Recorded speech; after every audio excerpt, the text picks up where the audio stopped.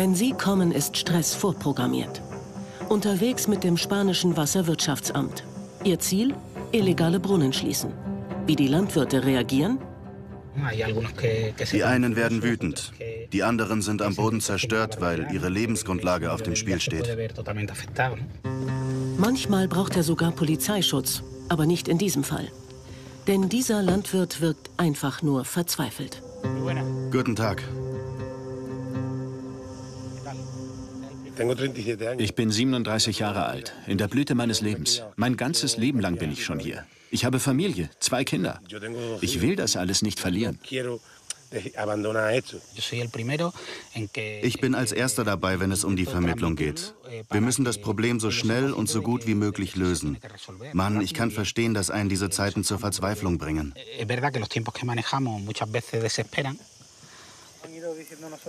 Er braucht das Wasser aus den illegalen Brunnen für seine Erdbeeren. Im Südwesten Spaniens spielt sich eine Umweltkatastrophe ab. Der Doñana Nationalpark trocknet aus. Und der Hunger nach billigem Obst und Gemüse in Deutschland und anderen Ländern Europas ist dabei eine treibende Kraft.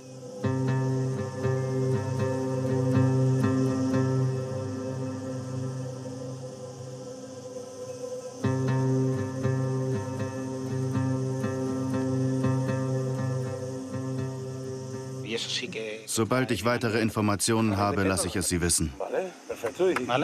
Gut, Sie sagen Bescheid, wenn jemand mit mir sprechen will, wegen dem Schließungstermin. Dann nur zu.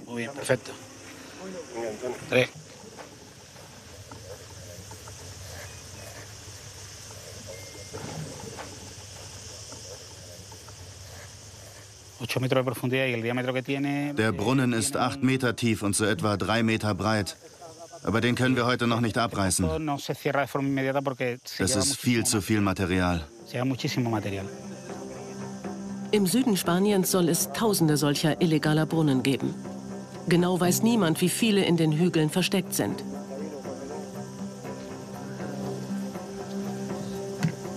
Diesen hier von einem anderen Landwirt werden Antonio Santos und sein Team in den kommenden Tagen einreißen. Está puesto de 17. Bueno, el contador del 17, 17, 18. O ese año vendrían, ya no han venido más.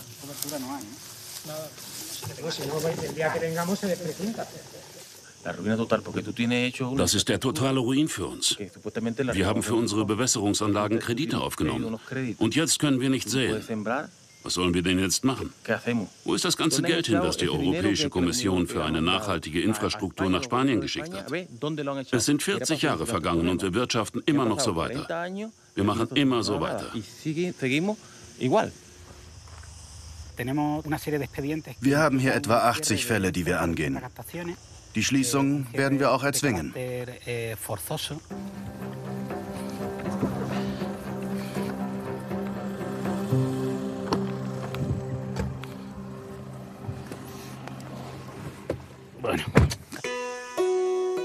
Der Doñana Nationalpark an der sogenannten Costa de la Luz.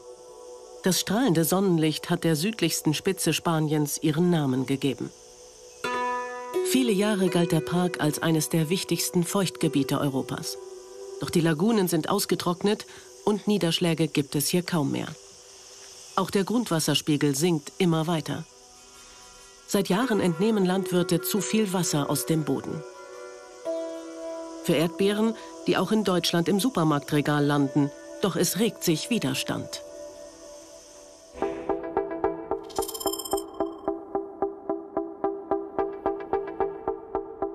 Bei der NGO Campact bereiten sie eine besondere Aktion vor.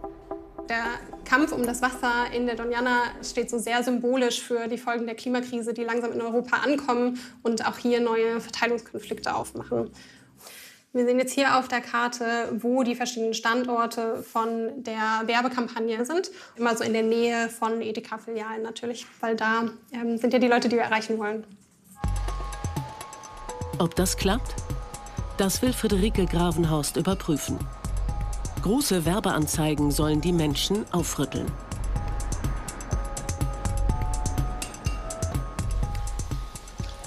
Das hier wäre jetzt der erste Bildschirm und jetzt müssen wir gespannt einen Moment warten, ob unser Motiv gerade ausgespielt wird. Und genau, bin sehr gespannt, ob es hier gleich auftaucht. Und da ist die Anzeige tatsächlich.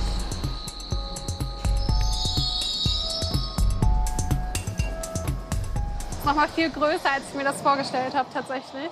Ich unterschätze das immer, wenn man sich das nur auf seinem Computerbildschirm anschaut, wie groß so eine Anzeige dann am Ende doch ist. Auch in Spanien wächst die Kritik.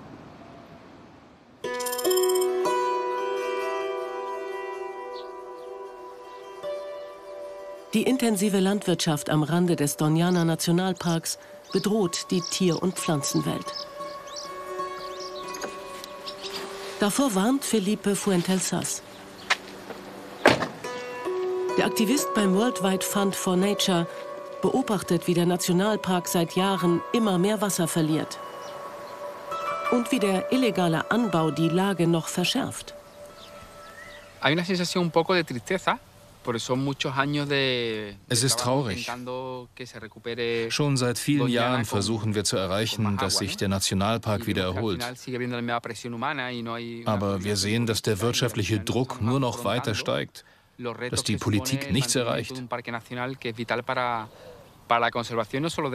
Wir sind nicht fähig, das zu erhalten, was wir haben, geschweige denn zu erreichen, dass sich der Park erholt. De intentar poner remedio para una recuperación. Deutschland ist der wichtigste Konsument von spanischen Erdbeeren.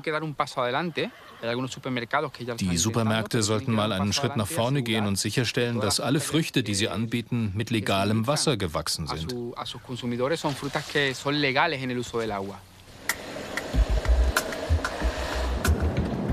Der Umweltaktivist fährt zu einer Finca, die er seit längerem genau im Blick hat.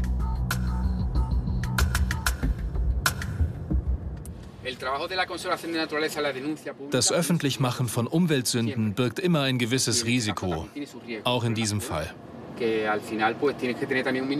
Am Ende muss man immer eine gewisse Vorsicht mitbringen.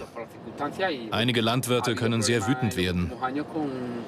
Wir hatten im vergangenen Jahr Probleme mit aggressiven Finca-Besitzern. Das sind aber Einzelfälle. Nicht alle sind generell aggressiv.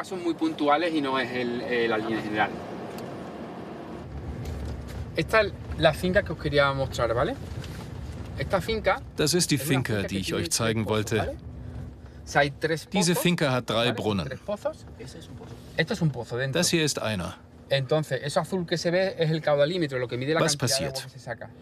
Sie ziehen sehr viel mehr Wasser aus dem Boden, als sie dürfen.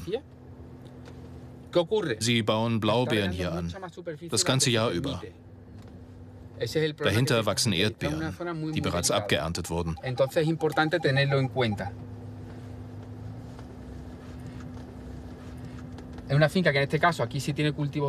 Diese Finca hier haben wir ganz genau im Blick. Wir prangen öffentlich an, dass sie viel mehr Wasser aus dem Boden nimmt, als sie offiziell darf.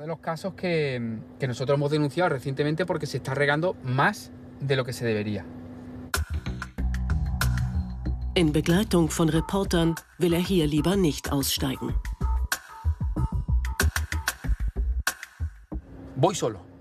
Ich gehe alleine hin und spreche mit den Landwirten. Sie sehen mich und wir sprechen dann auch. Aber wenn ich jetzt mit Journalisten dahin gehe, dann könnten sie das so verstehen, dass ich ihnen Ärger machen will. Und dann können sie sehr sauer werden. Das will ich vermeiden. Als die Kamera aus ist, erzählt er, dass Kollegen hier schon die Reifen zerstochen wurden.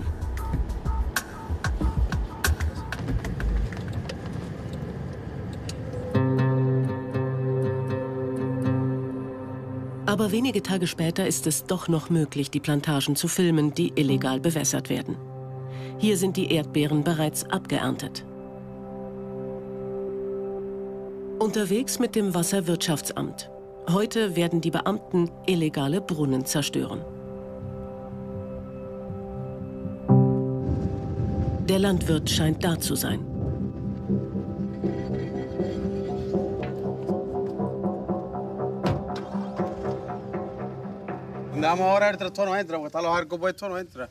Die Brunnen schließen wir heute. Was Sie installiert haben, das werden Sie auch wieder abbauen. Ja, ich nehme die Pumpe raus, schneide die Schläuche durch und dann verschließen wir die Brunnen. Um den Brunnen zu zerstören und die Pumpe rauszuziehen, benutzen wir einen Traktor. Ja, okay, dann nehmen wir die Brunnenpumpe raus. Alles klar, legen wir los.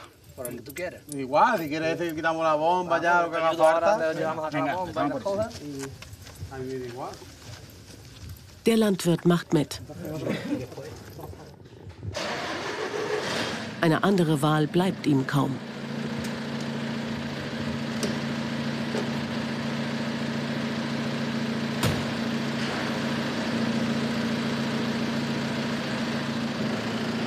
Jetzt muss er seinen eigenen Brunnen unter Aufsicht des Wasserwirtschaftsamtes selbst zerstören. Tut er das nicht, dann macht es die Behörde. Und zwar auf seine Kosten. Das wäre sehr teuer.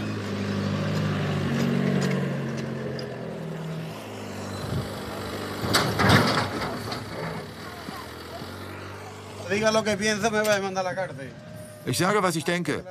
Da können Sie mich auch ins Gefängnis stecken. Das ist alles eine riesengroße Schande. Ergebnis der verdammten Regierung, die wir haben. Was wissen diese Ökologen schon von Landwirtschaft?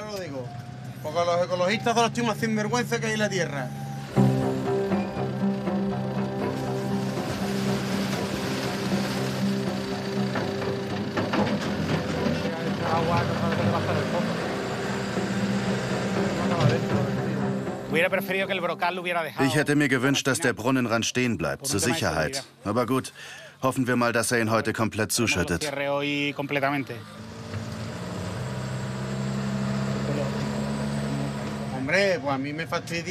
Mich macht das total wütend. Warum kürzen Sie 2/3 meiner Bewässerung, die ich aus dem Grundwasser nehme? So ist es unmöglich, mein Land zu bewässern. Unmöglich.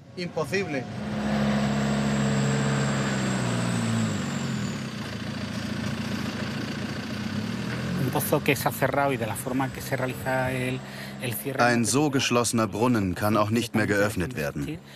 Das Gleichgewicht, das wir herstellen wollen, soll ein Kompromiss sein zwischen den Akteuren und den verschiedenen Interessen hier. Da ist einmal die Verwaltung, dann der Naturschutz und die Landwirtschaft. Wir wollen ermöglichen, dass sich der Naturpark von Doñana wieder erholen kann.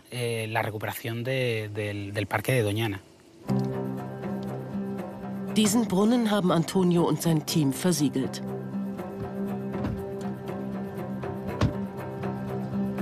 Doch es gibt immer noch bis zu 1000 in der Region, so Schätzungen. Und verzweifelte Landwirte, die keinen anderen Ausweg sehen.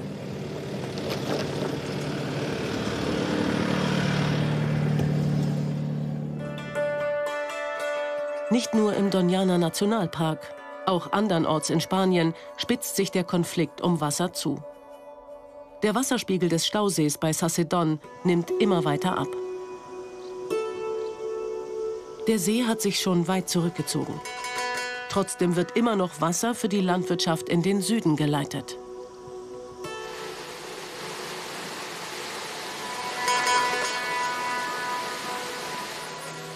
Die Menschen, die hier am Stausee vom Tourismus leben, haben genug. Schaut mal, wie viel bis oben fehlt und wie tief wir schon sind. Wir sind hier bei 692,5 Meter über dem Meeresspiegel. Mit 700 Metern könnten wir leben. Das hier zeigt deutlich, dass wir diese Wassermenge gar nicht haben.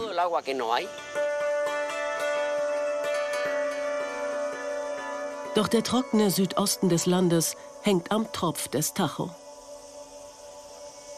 In einem Kanal, der sogenannten Tajo Segura Trasbase, fließt es hunderte Kilometer in den Süden. Mit diesem Kanal ist der Garten Europas gewachsen. Damit soll Schluss sein. Die spanische Regierung will angesichts der Knappheit weniger Wasser hierher leiten. Landwirte sorgen sich um ihre Existenz. Ich bin Juan Francisco Madrid Nieto, 22 Jahre alt und von Beruf Landwirt. Mein Vater hat mich schon als kleiner Junge mit aufs Feld genommen und seitdem weiß ich, dass ich in der Landwirtschaft arbeiten will.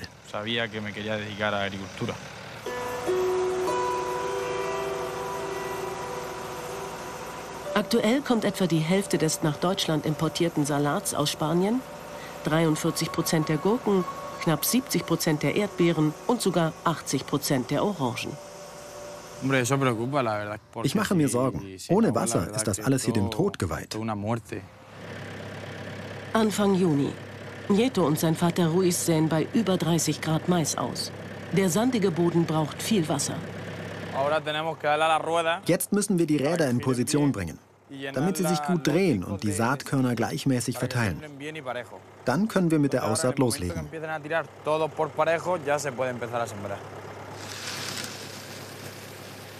Nieto und sein Vater Ruiz haben einen traditionsreichen Familienbetrieb.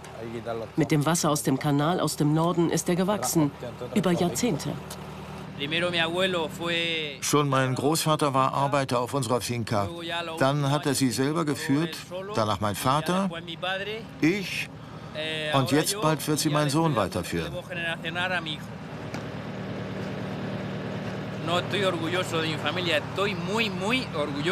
Ich bin nicht nur stolz, ich bin sehr, sehr stolz, denn ich kann meine Erfahrung an meinen Sohn weitergeben.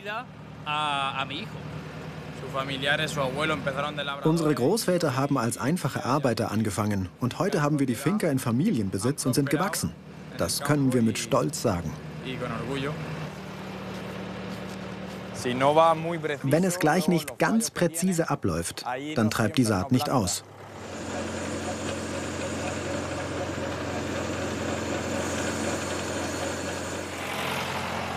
Sie müssen den Trockenstress für die Pflanze möglichst gering halten.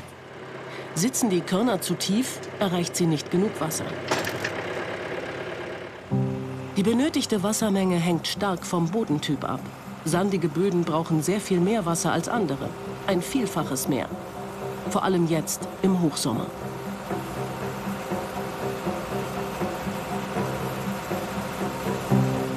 Der Mais, der hier wachsen soll, ist auch für den europäischen Markt bestimmt.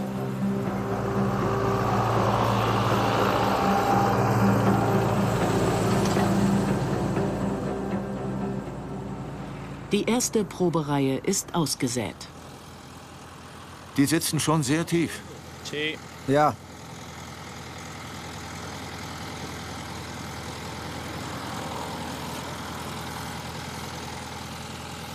Na gut, weiter geht's.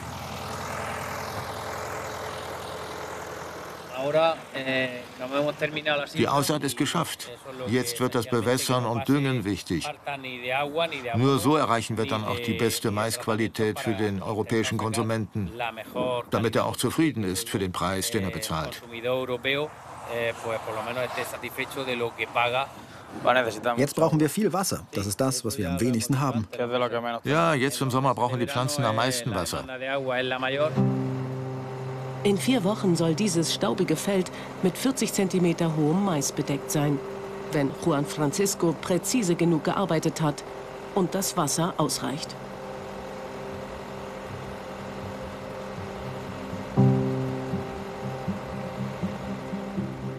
Die Landwirte in der Region entnehmen 41% dem Grundwasser, 27% den Flüssen aus der Region, 9% kommt von Entsalzungsanlagen. 8% ist wiederaufbereitet und ein Anteil von 15% kommt aus dem Tajo-Segura-Kanal.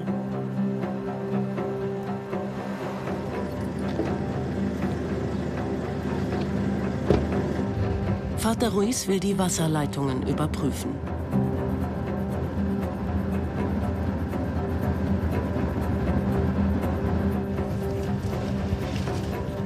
Angekommen am Wasserspeicher. 15% des Wassers, das sie für ihre Felder verwenden, kommt aus dem Tajo-Kanal. Das hört sich erstmal nicht viel an, doch es ist sehr reichhaltig an Nährstoffen. Das Wasser aus dem Kanal ist sehr wichtig für uns, weil es das Blut unserer Anbauprodukte ist. Es gibt uns die Kraft, um anzupflanzen und zu ernten. Dieser Anteil von 15% ist wichtig für uns, wenn es auch wenig ist. Wir müssen uns damit abfinden. Unsere Region Murcia nutzt deshalb jeden einzelnen Tropfen dieses Wasser und verschwendet keinen einzigen. Allerdings sind die offenen Wasserbecken direkt der Sonne ausgesetzt. So verdunstet eine Menge Wasser. Auch auf dem Weg in den Kanälen gen Süden. Ein Verlust, den Ruiz hier nicht mit einrechnet. Das Wasser kommt aus dem längsten Fluss der Iberischen Halbinsel, dem Tajo. Seit 1979 wird Wasser über Kanäle bis in den Süden geleitet.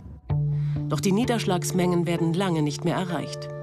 Die spanische Regierung hat deshalb beschlossen, sobald ein bestimmter Durchfluss unterschritten wird, darf in den Süden kein Wasser mehr aus den Stauseen im Norden fließen.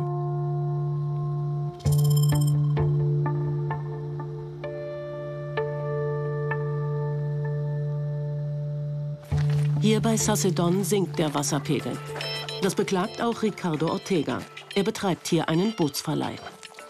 Einer der wenigen Kunden hat ein Problem. Ja, was gibt's?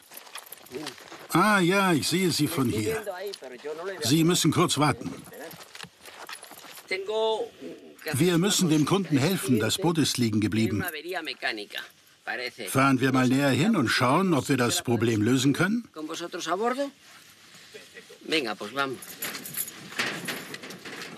Ich komme, Juan Carlos. Der Kunde ist einer der wenigen zurzeit. Dann fällt auch noch sein Motor aus.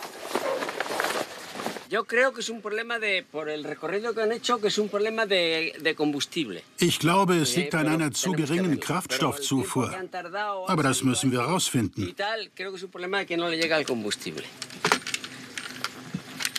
Hoffen wir mal, dass es das ist. Da wäre die Lösung einfach.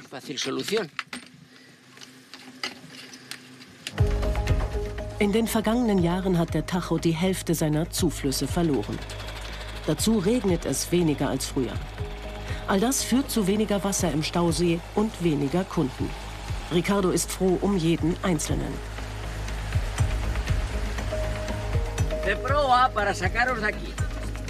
Dieser Kunde kommt schon seit vielen Jahren mit seiner Familie zum Stausee und sorgt sich immer mehr um das Naherholungsgebiet.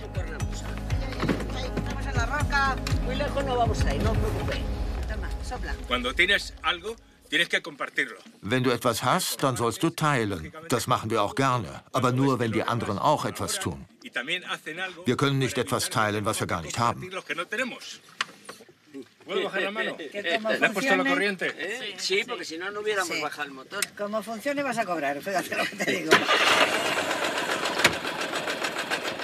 Der Motor will einfach nicht laufen.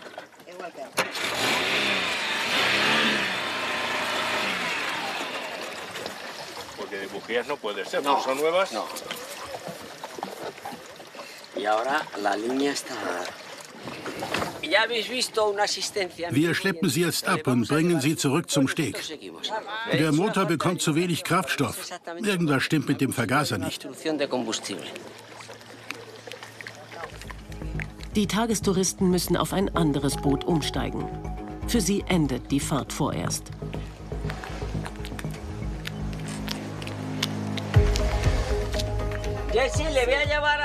Ich bringe das Boot jetzt zurück. Am Steg kann ich dann kurz Hilfe gebrauchen.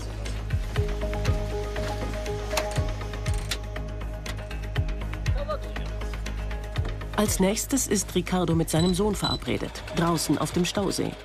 Dort werden die Folgen des immer weiter sinkenden Pegels sichtbar. Denn unaufhörlich fließt Wasser seit Jahrzehnten fast 400 Kilometer in den Süden.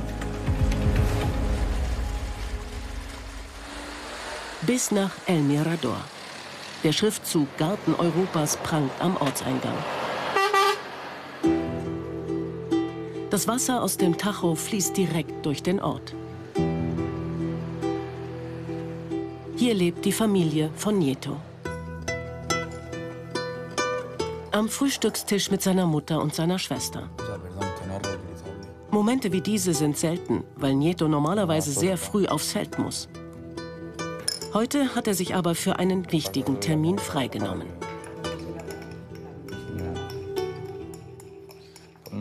Heute ist das Jahrestreffen der Mitglieder unserer Agrargewerkschaft. Sind auch junge Landwirte mit dabei? Ja, die Jungen sind dabei. Und auch die Leitung. Einmal im Jahr kommen alle zusammen.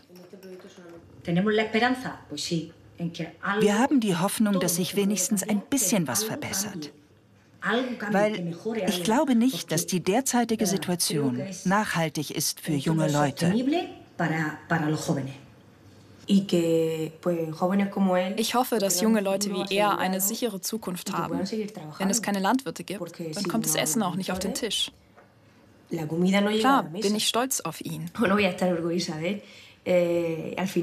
Die Landwirtschaft ist ein Erbe, das von einer auf die nächste Generation übergeht. Und jetzt auch auf Nieto. Zuerst will ich die jungen Landwirte bei dem Treffen heute fragen, wie ihre Ernte läuft, auch im Vergleich zu meiner. Und ich will sie fragen, wie es sich bei ihnen entwickelt, welchen Weg sie gehen.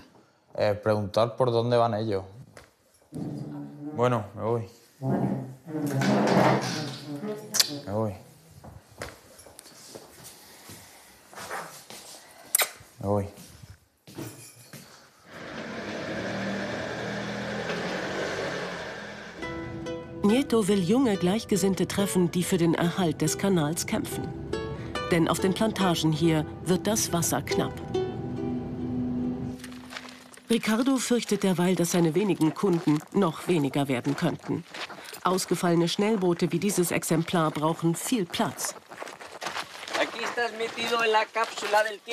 Na, bist du gefangen in deiner Zeitkapsel? Oder machst du wieder einen Saunaaufguss?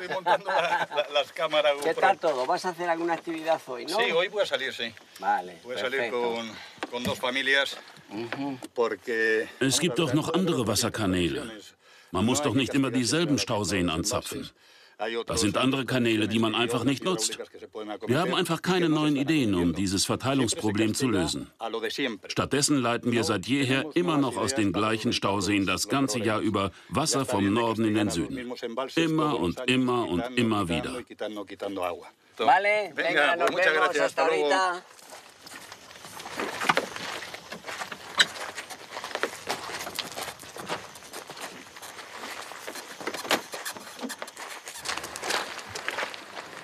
Ricardo auf dem Weg in seine Werkstatt.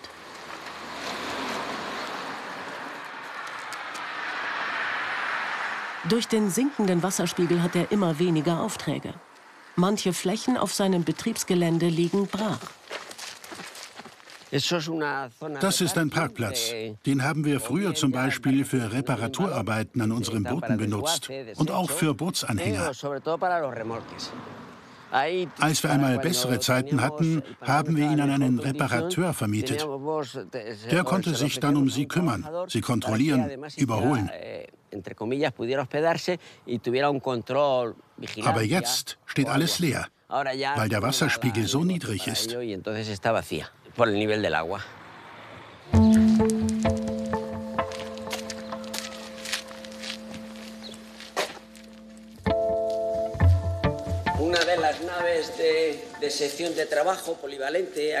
Hier richten wir alles her.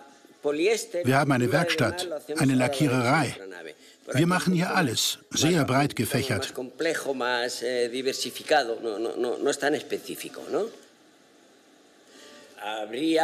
Es könnte passieren, dass die Menschen kein Boot mehr mieten. Nur für 3 Kilometer? Dann würde hier komplett das Geschäft einbrechen. Auch das Geschäft der Fischerei. Die Fische reagieren sensibel auf den Wasserstand.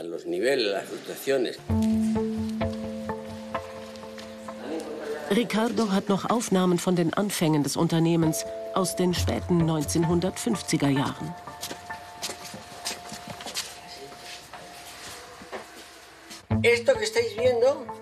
Was ihr hier sehen könnt, ist die Werkstatt. Das Wasser hier floss früher aus einem Stausee in den nächsten. Doch jetzt sind wir sozusagen in einem permanenten, vorhergesagten Sterbeprozess. Ende der 1950er Jahre reichte das Wasser bis zu seiner Werkstatt und ein Kanal hat 2 Stauseen verbunden. Doch der Wasserstand ist so niedrig, dass diese Verbindung mittlerweile ausgetrocknet ist.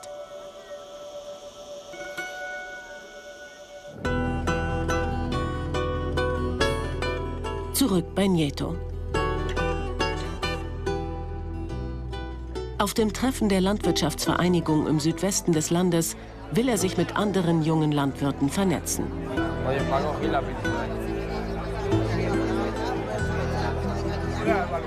Und es sind tatsächlich auch viele Junge gekommen, aus allen Bezirken der Region Murcia. Und auf einmal stehen sie im Mittelpunkt. Alle mal die Hände hoch, die unter 40 sind. Kommt mal nach vorne.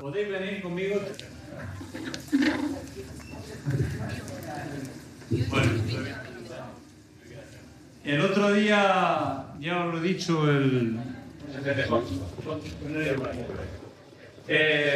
Wir wollen mal ein Foto machen von euch.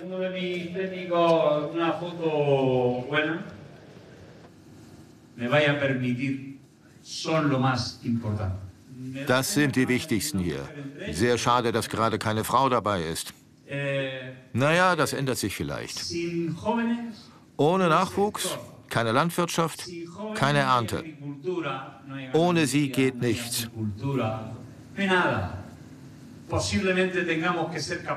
Hoffentlich schaffen wir es als Landwirtschaftsorganisation für die Jugendlichen hier neue Ansätze zu finden für die Zukunft.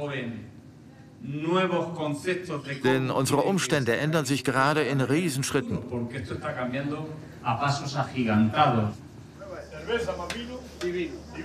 Auffällig ist, viele Anhänger der ultrarechten Partei Vox sind hier.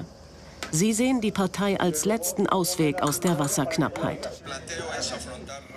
Vox behauptet, der alleinige Garant für den Tajo Segura-Kanal zu sein. Das kommt bei vielen gut an, die von der Volkspartei enttäuscht sind. Die Volkspartei hatte hier ein Jahr die absolute Mehrheit und hat nichts verändert. Vox hat das Wasser aus dem Kanal versprochen. Das Wasserproblem muss auf die nationale Agenda. Es ist vor allem hier an der Ostküste wesentlich.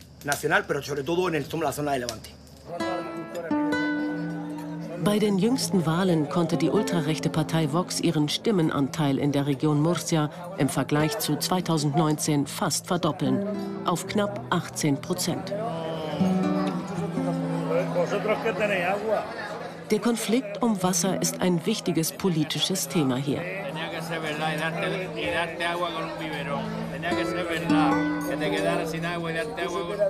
Nieto ist kein Freund von Vox. Auch wenn er und seine jungen Kollegen die Sorge haben, dass sie ihren Hof an Großkonzerne verkaufen müssen. Denn wenn sie kein Wasser mehr aus dem Kanal bekommen, müssen sie Wasser aus den Entsalzungsanlagen zukaufen. Woher kommt dein Wasser? Es kommt aus der Entsalzungsanlage, aus dem Tajo-Kanal und aus der Wasseraufbereitung. Aber das aus der Entsalzungsanlage ist super teuer.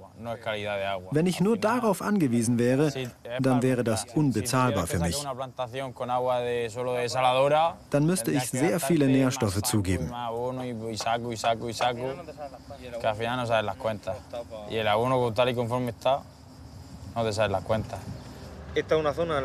Das hier ist eine Region, die landwirtschaftlich nicht nur für Spanien relevant ist, sondern für ganz Europa.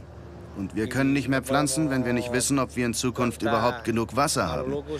Das führt alles zu immer höheren Kosten für uns. Und am Schluss müssen wir die Produktion einstellen.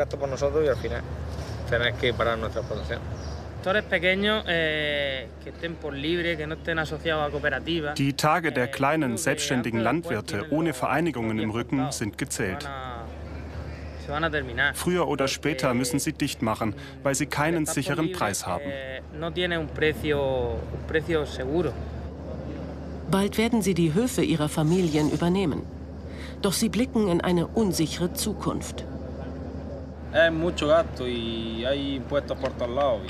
weil du so viele Ausgaben hast, so viele Steuern zahlst und dann kannst du mit deinem Produkt nicht mal rentabel sein. Da fragt man sich schon, ob das alles die Mühe wert ist.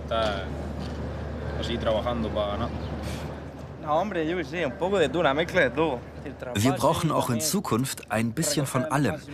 Es muss eine Mischung sein. Wir müssen mehr Wasser auffangen, wenn es mal regnet, mehr wiederverwerten und wir müssen hoffen, dass sie uns weiterhin Wasser aus dem Tajo Segura-Kanal schicken.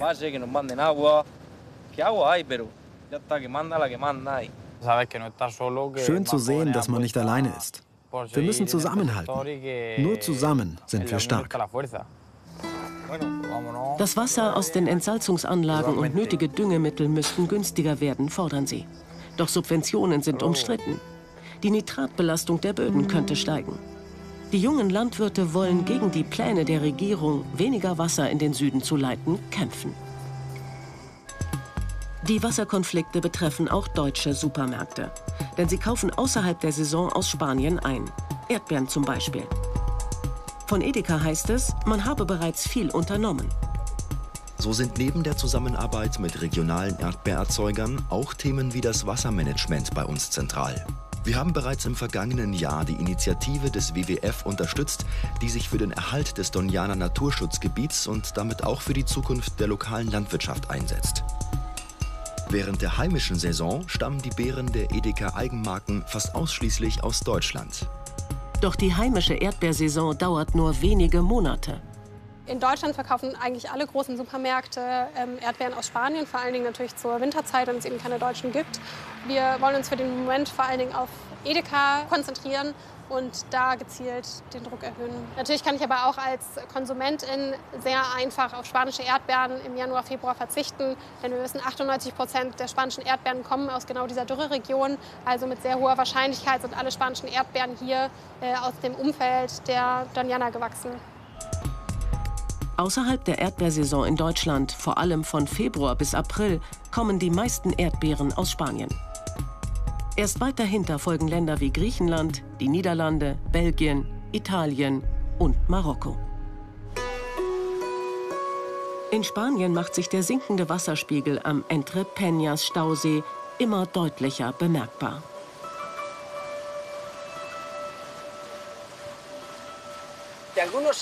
Vor wenigen Jahren war diese Insel hier von Wasser bedeckt. 1 Meter war das hier schon mal alles unter Wasser. An diesem Stück Land können wir uns immer gut orientieren.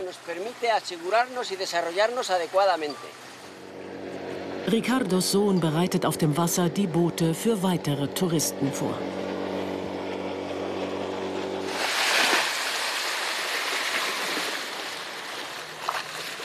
Und wie läuft's? Gut, wir haben ein paar Schiffe klar gemacht. Jetzt geht's zum Hafen und dann sehen wir weiter. Wenn wir weiterhin so viel Wasser aus dem Stausee in den Süden leiten, dann ist das größte Problem, dass potenzielle Kunden das Interesse an dieser Region verlieren. Das führt zu weniger Arbeit und am Schluss müssten wir unser Geschäft schließen.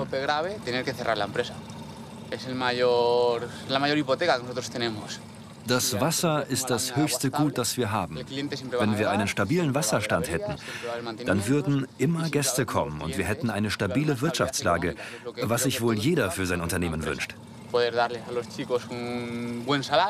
Dann könnten wir unserem Team auch sichere Arbeitsplätze bieten.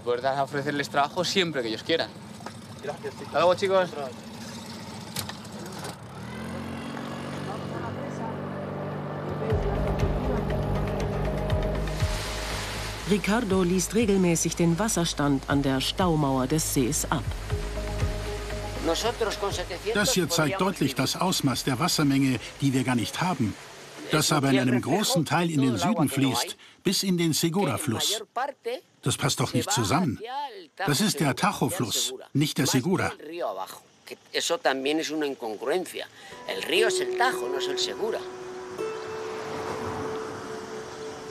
Doch genau hier fließt das Wasser hin, in den Fluss Segura, in der Nähe der Maisfelder von Juan und seinem Vater.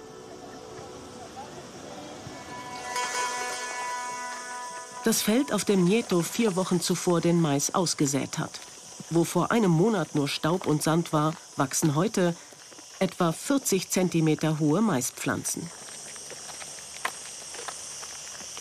Es sieht gut aus.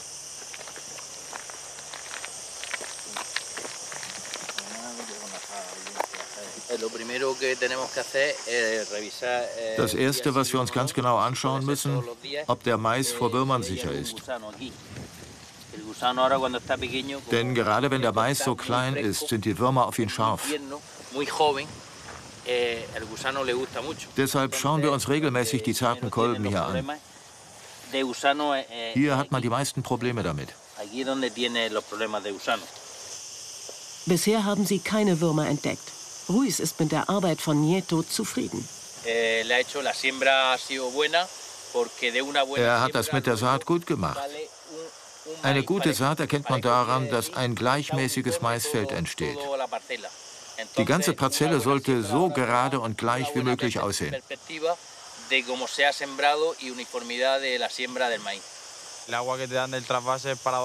Die Ernte im Sommer braucht besonders viel Wasser. Dafür brauchen wir das Wasser aus dem Kanal. Wenn wir das nicht mehr haben, dann können wir unmöglich 2 Ernten einfahren. Dann hätten wir nur eine Ernte im Jahr und das wäre einfach nicht rentabel für uns.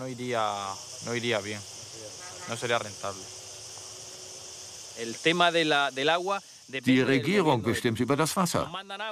Wenn sie uns keines mehr schickt, dann haben wir nicht mehr so viel Ertrag. Wenn die Regierung glaubt, dass ausbleibende Ernte und Export verkraftbar sind für das Land, bitteschön. Ohne Wasser kann die Landwirtschaft so nicht mehr funktionieren. Und damit alles rund um die Landwirtschaft auch nicht. Das sind nicht gerade wenige Arbeitsplätze. Der Mais hat sich bisher zwar gut entwickelt. Doch in den kommenden Wochen, während der Blüte und vor allem, wenn dann der Maiskolben austreibt, reagiert die Pflanze besonders empfindlich auf Wasserknappheit. Auf ihren Feldern haben Ruiz und Nieto deshalb Tropfschläuche verlegt. Sie sondern einzelne Tropfen direkt an der Pflanze ab, damit möglichst wenig verdunstet.